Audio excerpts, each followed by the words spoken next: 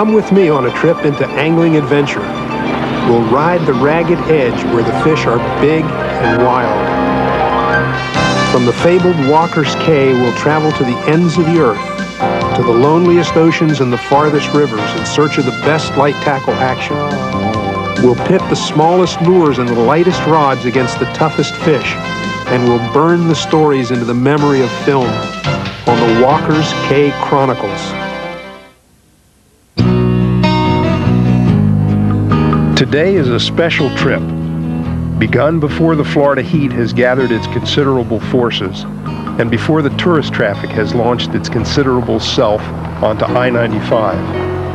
I'm riding with a good friend and colleague, a young man whose talents helped make a project of mine a major success. It's a book about my life as a fisherman, but for all the words and all the photos, it's Tim Borski's illustrations that bring the pages to life.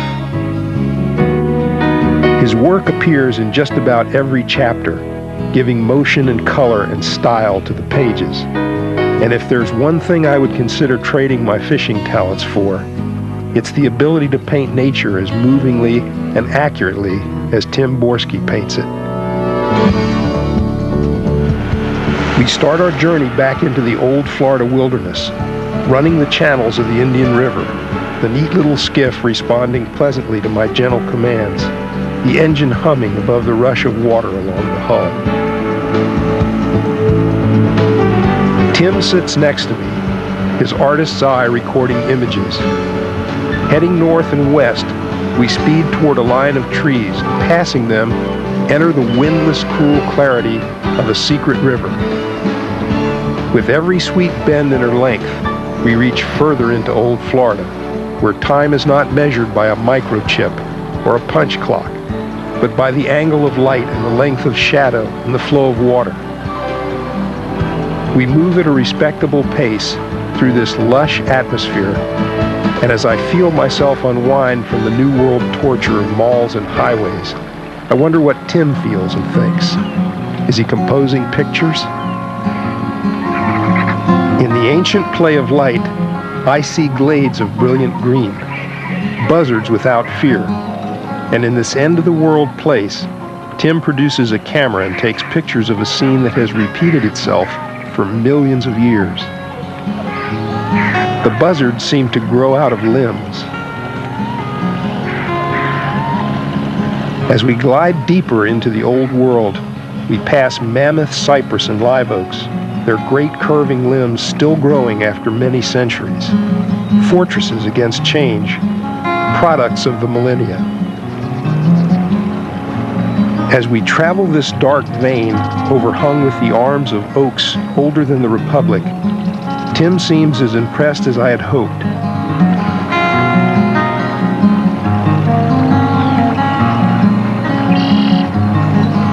He lifts the camera to snap the image of one of the world's oldest residents.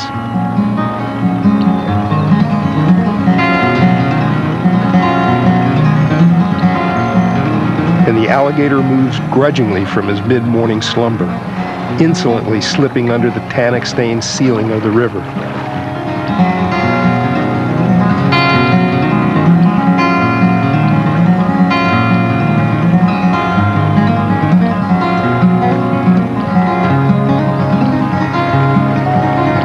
Not a quarter mile further upstream, we spot the bleached skeleton of another alligator. We've been traveling for over an hour, and we're close now to the place where I'd planned we would fish.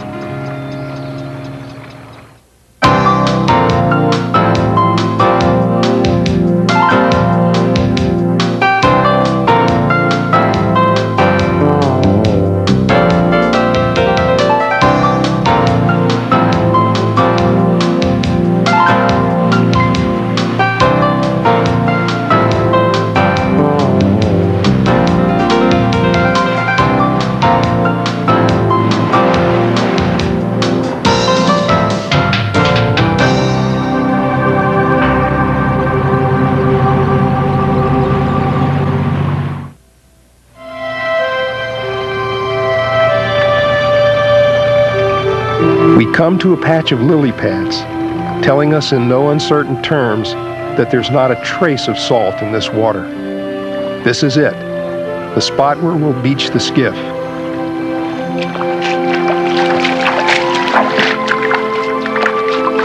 I walk upstream a little to find a good station to cast, and Tim is already setting out his tools and scanning the river for a picture he'll put on paper.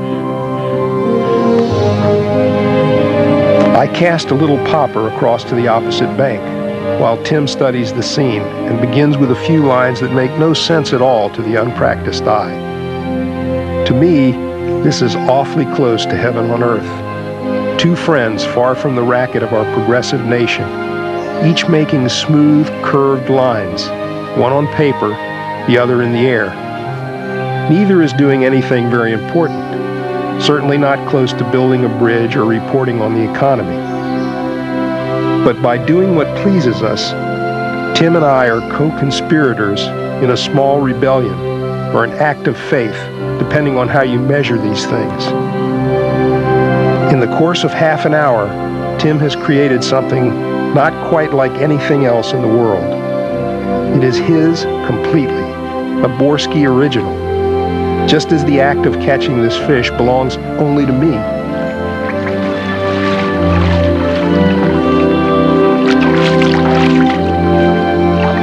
It's not a trophy, just a palm-sized piece of the natural world, to which I return it. Meanwhile, Tim puts the last touches on his work before signing it.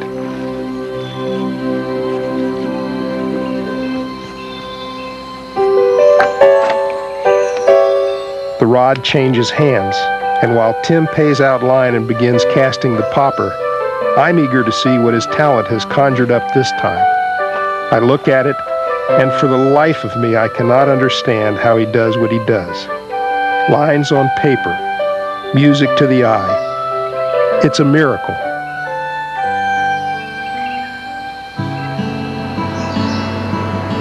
Now we're heading out of paradise, running down to the sea in our skiff, moving wildlife as we go. Tim taking more pictures for his files down in the studio in the Keys. We glimpsed and touched old Florida, the one that existed almost everywhere from ocean to gulf, before the land grabbers came and stole the water from this floating island of a place. My place, my home.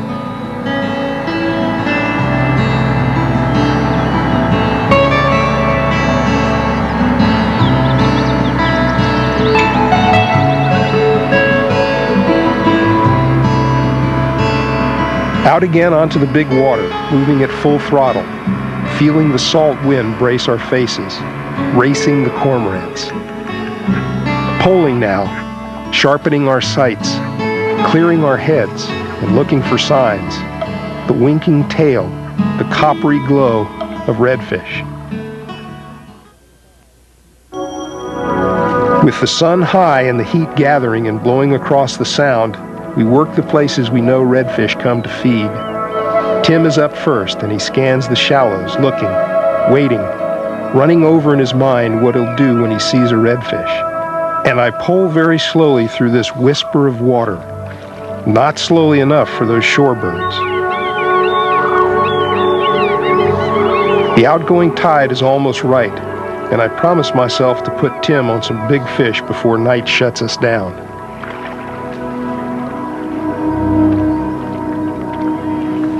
I know with your artist's eye, you've already noticed these white sulfur butterflies that are all along the shoreline here. I've seen them. And you see all this dead wood that's along here as well? That's all dead because of that freeze that took place in it was either the last of the 80s or the very early 90s. I remember the freeze. I was living in the Keys at the time, and we lost a lot of fish that couldn't get off the shallow water in time. The water temperature dropped so quickly. That's right. I remember that.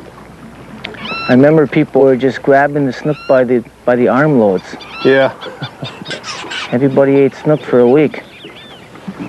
What's amazing is how quickly this stuff has come back and got, oh, Tim, there went a nice big redfish. Is he still gone? Yeah, no, he's gone. I was busy blabbing and not looking, and he was piled up there on that dark bottom.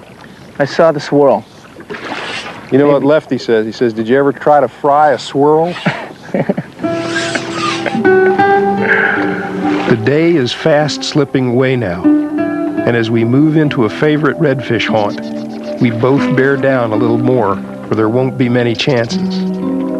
Time is now a factor. All right, Fishy, where are you at?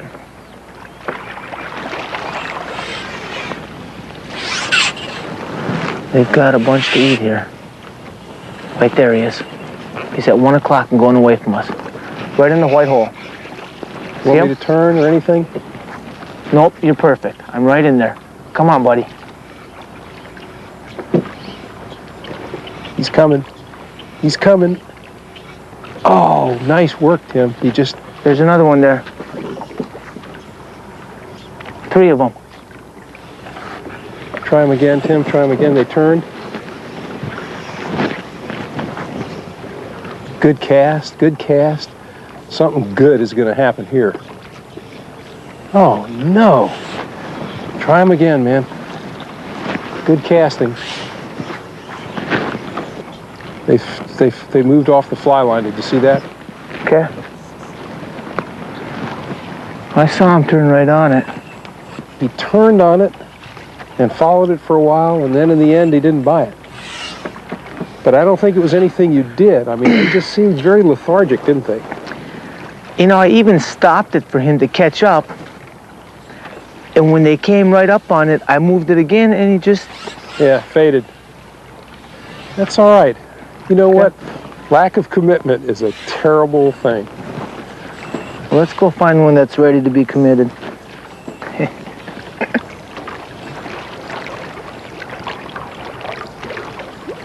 Oh, Tim, 11 o'clock, about 150 feet.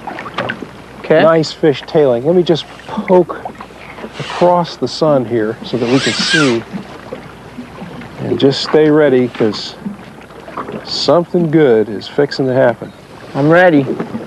Is that how you look when you're ready? That's how I look. Okay, Tim, see him? What should I do? You want me closer? You want me to stick it right on him? From Yeah, behind? oh, yeah, feed him before he feels us. Nice cast. Gotta move it, though. He's still there. Ooh, beautiful cast, Tim. Ooh, he likes it. That's it. That's it. Oh, man. Now, that was great. Fly moved a good bit. That was perfect. Good job, Tim. Need some help, ready? I'm all right, everything's cool. Tim, way to go, man. There he goes.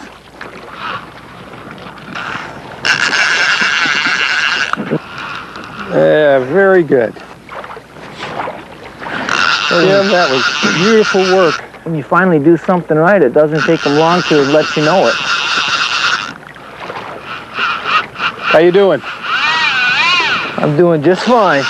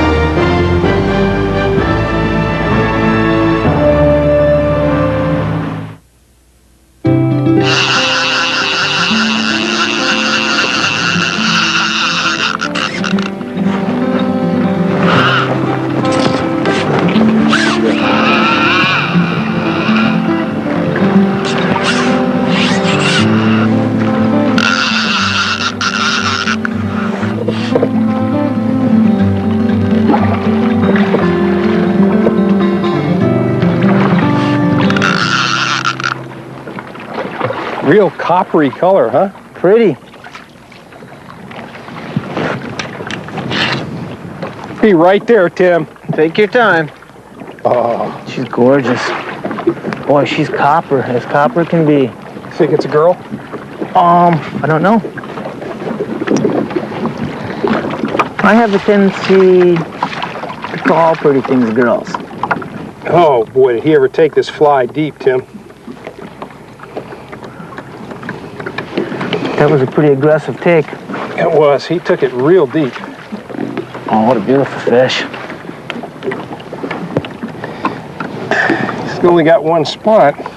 She's got one on her back here on the other side, I think. No? No. Little tiny one there. Let's see, we let her go.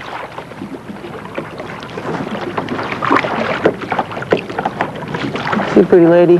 Boy, look how fast that fish disappears in this muddy water. Beautiful.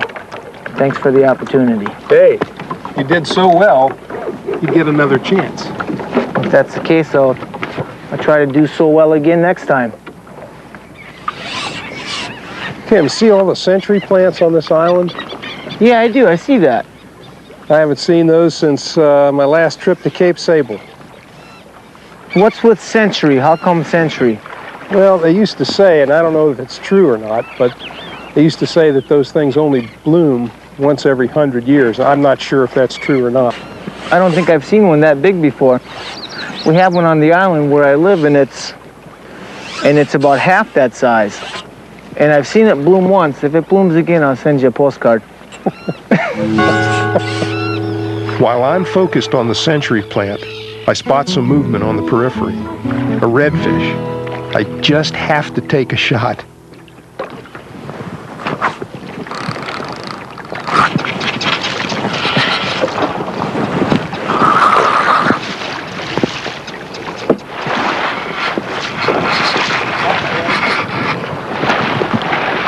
Whoa, Tim. Whoa, Tim. Where'd that one come from? You know what? You were looking one way and I was just caught him in the corner of my eye. I'll be darned. He snuck right by behind? Yeah, Nice fish. just caught him out of the corner of my eye. I saw that black jig, or I heard it hit the water, and I looked back, and I'm watching the jig, and I'm thinking, boy, that stands out nice, and sure there's a fish on it. I had no idea there was one even 100 yards away. Well, let me ask you if you'll do the honors here. You know, I make 7,000 casts at these fish, and I hear your bait hit the water one time. Well, I gotta have a little luck every once in a while. How's he hook? Oh, he looks really nice. Yeah, there's no barb on that jig. All right. Should come off pretty easy. What a beauty. Look at that black jig. That thing really worked in this muddy water, huh? Oh, what a beauty. Look at that. What a beauty. Okay, thanks, man. I'm sorry I interrupted your fishing there, Tim. Whew. Well, not a problem at all. All right, let's get back to it. There you are, man. So here's to my two-part day with Tim Borski. In the morning, we traveled deep into the past, where Tim and I drew our own special lines. Then we came back to the big river to catch a pair of redfish on the downside of the sun.